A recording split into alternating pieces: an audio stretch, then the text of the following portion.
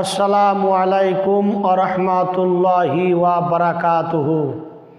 Brother ইসলাম মুআজ্জাজ সামনে ইকরাম, আমরা যদি পবিত্র জুম্মার গুরুত্ব কি আছে এটা যদি আমরা বুঝতাম, এই জুম্মার নামাজকে আমরা ছেড়ে দিতাম না।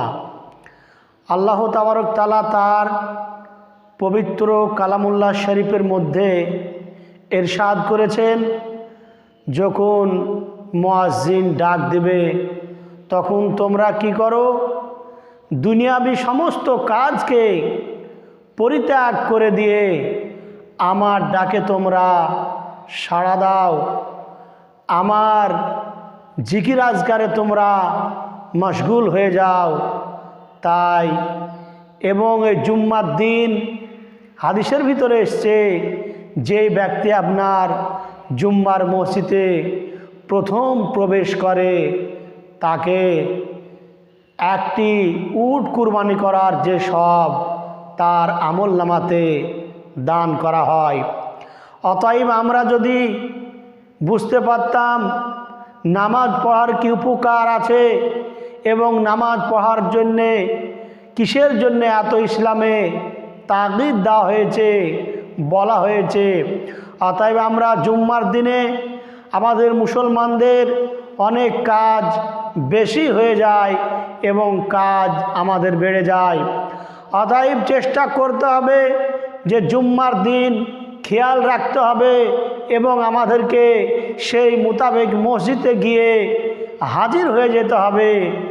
আর আমরা অবহেলা করে এখানে ওখানে ফালতু টাইম অতিবাহিত অবশ্য আমরা করব না।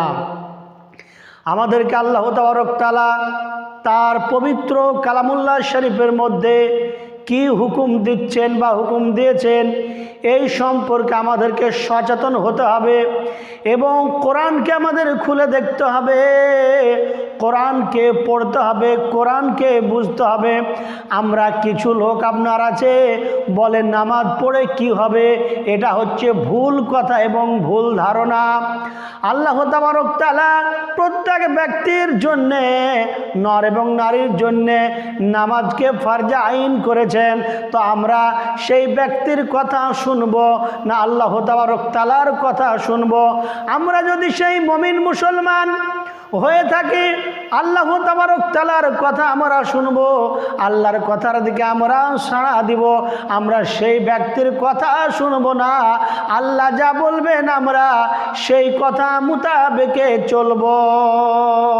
অতএব যে জুম্মার নামাজ আমরা ফালতু বসে থাকি, আমার মনে হয় বহুত লোক এমন আছে যে জুম্মার নামাজ আপনার পড়ে না।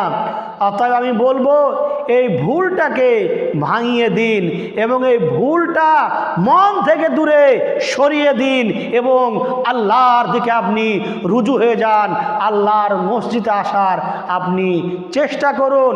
আল্লাহ তাবারক তাআলা আমাদের সকলকে যেন 5 ওয়াক্তের নামাজ পড়ার তৌফিক দান করেন। আল্লাহুম্মা আমিন।